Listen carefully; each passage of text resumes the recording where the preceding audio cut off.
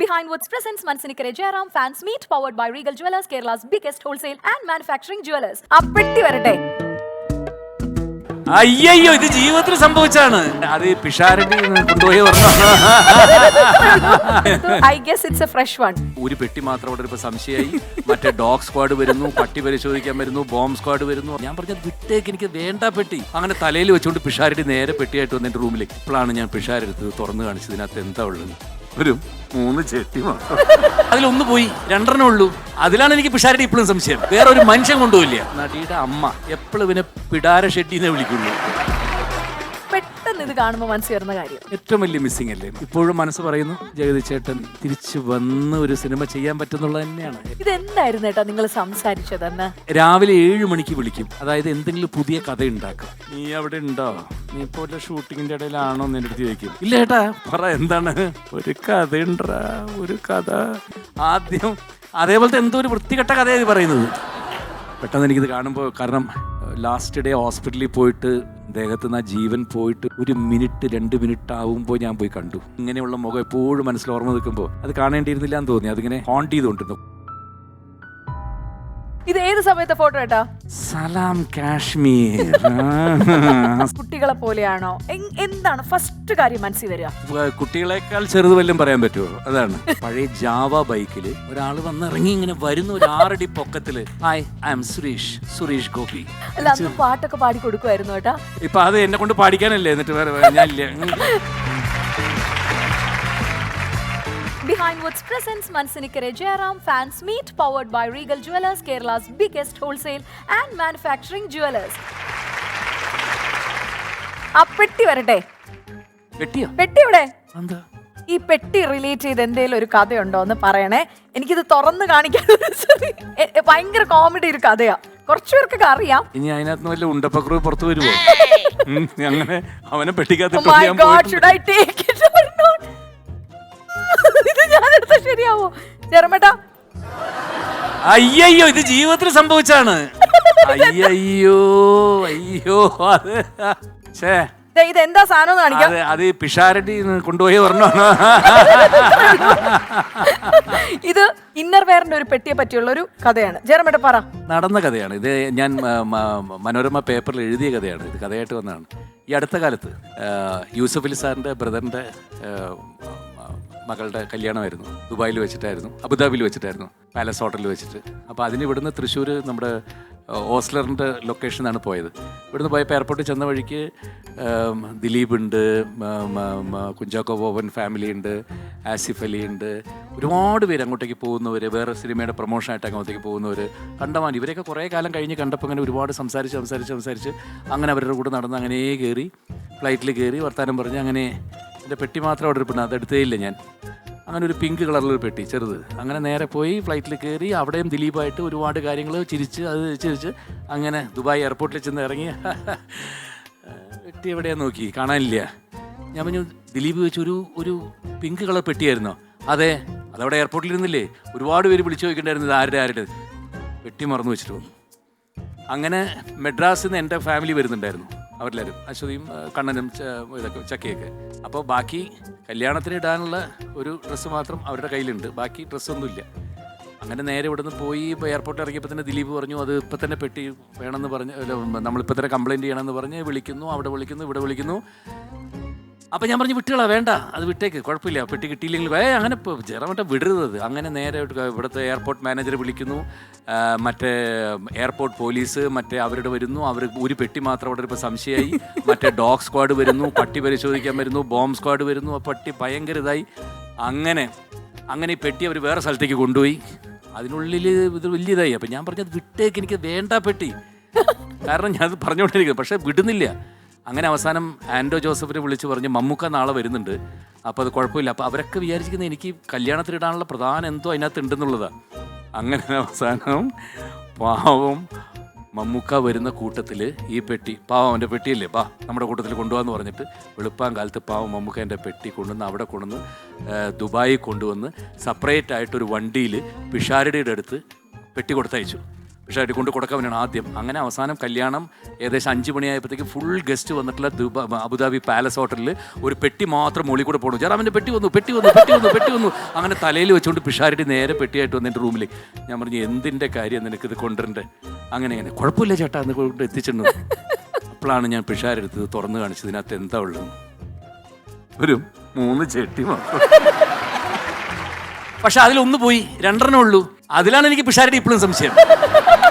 ആ ഒരെണ്ണം വേറൊരു മനുഷ്യൻ കൊണ്ടുപോയില്ല. ഞാനാ പറഞ്ഞു. അപ്പൊ ഞാൻ പറഞ്ഞു, പണ്ട് നിന്നൊരാൾ വിളിച്ചുകൊണ്ടിരുന്നത് ഇവന് പിഷാരടി എന്ന് വായിൽ വരില്ല.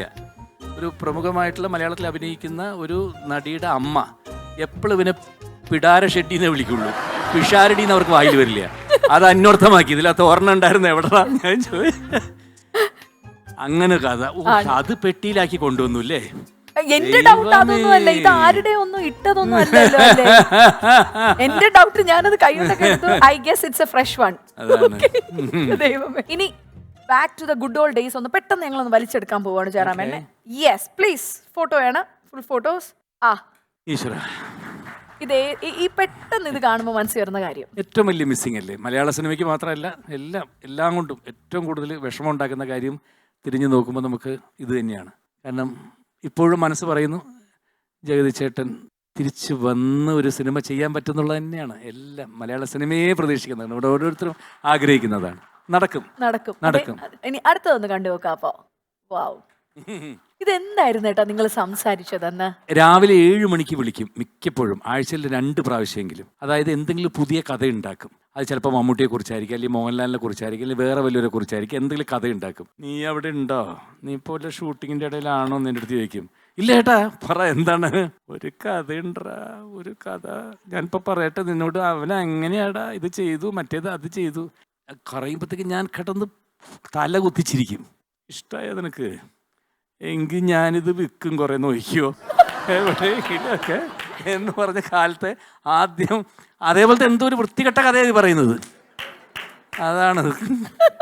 അല്ല, മനസ്സിനക്കരയുടെ ഒരു സമയത്തൊക്കെ ശരിക്കും അപ്പനും മകനുമാണ് നിങ്ങൾ രണ്ടുപേരും കാണുമ്പോഴേ. പിന്നെ അയ്യോ, പറഞ്ഞ കഥകളിൽ എന്തെങ്കിലും ചെറിയ ഒരെണ്ണം ഓർമ്മയുണ്ടോ ഏട്ടാ? ചെറിയ ഒരെണ്ണം, ഒരു കിടുങ്ങുമണി വലുപ്പത്തിയുള്ള. അയ്യോ, ഇന്നസെന്റ് ഏട്ടൻ്റെ കഥകൾക്കൊന്നും അതിനൊന്നും ഒരു ചെറിയതൊന്നും ഇല്ല, അതിനൊന്നും ലിമിറ്റേഷൻ ഇല്ല.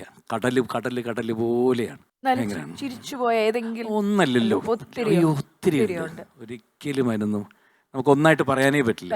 ഇപ്പോൾ പെട്ടെന്ന് എനിക്കിത് കാണുമ്പോൾ, കാരണം ലാസ്റ്റ് ഡേ ഹോസ്പിറ്റലിൽ പോയിട്ട് അകത്ത് പോയിട്ട് ഒരുപക്ഷെ ദേഹത്ത് നിന്ന് ആ ജീവൻ പോയിട്ടൊരു 1 മിനിറ്റ് 2 മിനിറ്റ് ആവുമ്പോൾ ഞാൻ പോയി കണ്ടു. അത് കാണേണ്ടിയിരുന്നില്ല എന്ന് പിന്നീട് എനിക്ക് തോന്നി. കാരണം നല്ല മുഖം, ഇങ്ങനെയുള്ള മുഖം എപ്പോഴും മനസ്സിൽ ഓർമ്മ നിൽക്കുമ്പോൾ അത് കാണേണ്ടിയിരുന്നില്ല എന്ന് തോന്നി. അതിങ്ങനെ ഹോണ്ട് ചെയ്തുകൊണ്ടിരുന്നു. കുറേ ദിവസം രാത്രി ഞാൻ കണ്ണടയ്ക്കുമ്പോഴൊക്കെ അതിങ്ങനെ ചേട്ടൻ അങ്ങനെ കിടക്കുന്ന രൂപം കാണേണ്ടിയിരുന്നില്ല എന്ന് തോന്നി. Okay, next one please. കല്യാണം കഴിഞ്ഞ കല്യാണത്തിന് മുമ്പ് വല്ല സിനിമയിലതാണോ എനിക്ക് ഓർമ്മ കിട്ടുന്നില്ല. സിനിമയിലതാണോ എന്താണത് എനിക്ക് ഓർമ്മ കിട്ടുന്നില്ല. അല്ലെങ്കിൽ വല്ല വെഡിങ് ആനിവേഴ്സറി എടുത്താണ്. ഭയങ്കരമായിട്ട് ചിരിച്ചോണ്ടാ നിൽക്കുന്ന രണ്ടാളുടെ മൊത്തം ഓവർ നാണവും. എനിക്ക് തോന്നണത് ശുഭയാത്രയിൽ കല്യാണം കഴിക്കുന്ന സീനുണ്ട്. ഇല്ല ചേച്ചിക്ക്, പക്ഷേ ചേച്ചി ഇച്ചിരി ഇതായിട്ടായിരിക്കും, പ്ലം ആയിട്ട്. എനിക്ക് തോന്നുന്നു ഇനി വല്ല ആനിവേഴ്സറി. ഇത് സിനിമയ്ക്ക് ശേഷമാണ്, ഞങ്ങളുടെ കല്യാണം കഴിഞ്ഞ ശേഷമാണ്. ഏതോ ദിവസം വെഡിങ് ആനിവേഴ്സറി. എന്തോ രണ്ടുപേരും കാര്യമായിട്ട് നാണിച്ച് നിപ്പുണ്ട്.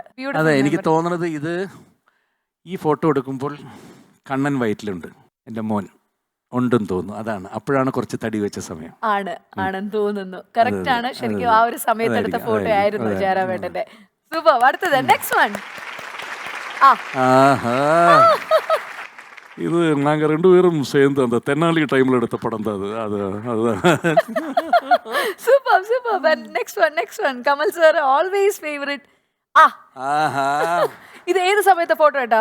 സലാം കാശ്മീർ സമയത്ത് എടുത്തതാ, കാശ്മീരിൽ വെച്ച്. എന്നാലും പെട്ടെന്ന് സുരേഷ് ഏട്ടൻ എന്ന് പറയുമ്പോ ഈ പറഞ്ഞ പോലെ കുട്ടികളെ പോലെയാണോ? എന്താണ് ഫസ്റ്റ് കാര്യം മനസ്സിൽ വരിക? കുട്ടികളെക്കാൾ ചെറുത് വല്ലതും പറയാൻ പറ്റുമോ? അതാണ്. അയ്യോ പാവം, പെട്ടെന്ന് കരയും, പെട്ടെന്ന് ഇത് ചെയ്യും, ഭയങ്കര ഇമോഷണലാണ്. ഞങ്ങൾ തമ്മിലുള്ള റിലേഷൻ എങ്ങനെയാ തുടങ്ങുന്ന അറിയാമോ?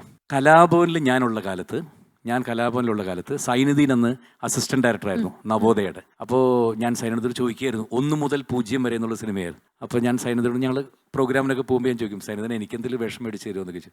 അപ്പോൾ സൈനുദ്ദീൻ അസിസ്റ്റന്റ് ഡയറക്ടറായിട്ട്. അപ്പോൾ സൈനുദ്ദീൻ ഉറപ്പായിട്ട് എനിക്കൊരു വേഷം പറഞ്ഞിരുന്നു.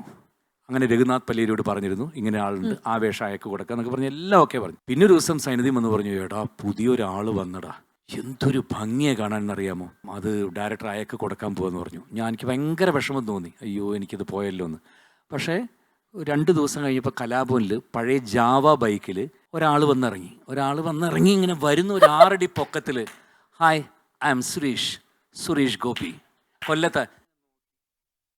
ഇവന് കൊടുത്തതിൽ ഒരു തെറ്റുമില്ലടാ, എന്തൊരു ഭംഗിയാണ് ഈ മനുഷ്യനെ കാണാൻ. അതല്ല ജയറാമേട്ടൻ പണ്ട് സ്റ്റേജിൽ അസാധ്യമായിട്ട് ചെയ്യുന്നുണ്ട്, പഴയ സുരേഷ് ഗോപി എന്ന് പറഞ്ഞിട്ടൊരു. ഇതാണ് ഞങ്ങൾ തമ്മിൽ ഫസ്റ്റ് കാണുന്നത് എങ്ങനെയാണ്. അതിനുശേഷം ഞങ്ങളുടെ പ്രോഗ്രാം കൊല്ലത്ത് പോയപ്പോഴൊക്കെ ഫ്രണ്ടിൽ വന്നിരുന്നു. അന്ന് സുരേഷ് അങ്ങനെ ആക്ടറൊന്നും ആയിട്ടില്ല. ആ 1 മുതൽ 0 വരെയിൽ ചെറിയൊരു വേഷം, കടപ്പുറത്തൊരു LIC ഏജന്റായിട്ട് വരുന്നത്, അത് എനിക്ക് കിട്ടേണ്ടത് അങ്ങനെ. അപ്പം അന്ന് തൊട്ടുള്ള പരിചയമാണ്, അന്ന് തൊട്ട്. പിന്നെ അതിനുശേഷം ഞാൻ നായകനായിട്ട് അഭിനയിക്കുന്ന സിനിമകളിൽ എത്രയോ സുരേഷായിരുന്നു വില്ലൻ. സുരേഷ് അന്നൊരു നായകതിലേക്ക് വന്നിട്ടില്ല. ഇപ്പോൾ വിറ്റ്നസ്, കാലാൾപ്പട, വർണ്ണം, അങ്ങനത്തെ നിറയെ പടങ്ങളുണ്ട്. അതിലൊക്കെ സുരേഷ് വില്ലനും ഞാൻ. ഇപ്പം ഞങ്ങൾ ഒരു റൂമിലാണ് താമസിക്കുക, ട്രിവാൻഡ്രത്ത് അമൃത ഹോട്ടലിൽ. റൂം നമ്പർ 4 ആണെന്ന് എൻ്റെ ഓർമ്മ. അതെ, റൂം നമ്പർ 4-ലാണ് ഞങ്ങൾ രണ്ടുപേരും ഒരുമിച്ച്, വർഷങ്ങളോളം ഞങ്ങൾ ഒരുമിച്ചാണ്. അതുമല്ല സുരേഷ് ഏട്ടൻ രാധിക ചേച്ചീനെ വിളിക്കാനായിട്ട് ഇത് നടക്കുമ്പോൾ, ഇന്നലെ ഷൂട്ടിംഗ് നടക്കുമ്പോൾ മർക്കാരയിലാണ്. ഇന്നത്തെ പോലെ മറ്റേ ഫോണില്ലല്ലോ. അപ്പോൾ ടെലിഫോൺ ബൂത്തിലേക്ക് രാത്രി കാറും എടുത്തുകൊണ്ട് ഫുൾ പോയി. അന്ന് കല്യാണം നിശ്ചയിച്ച സമയമാണ്. അപ്പോൾ രാധികയായിട്ട് പ്രണയം മുഴുവൻ രാത്രി 10 മണിക്ക് പോയിട്ട് ബൂത്ത് തുറന്നു വെച്ച് അവിടെ ഇരുന്നാൽ ഞാനിരുന്ന് ആ മർക്കാരയിൽ തണുപ്പത്ത് ആ റോഡ് സൈഡിൽ കിടന്നുറങ്ങുമായിരിക്കും ഫുള്ളായിട്ട്. 12-1 മണി വരെ പ്രേമം സൊള്ളൽ എല്ലാം കഴിഞ്ഞ്.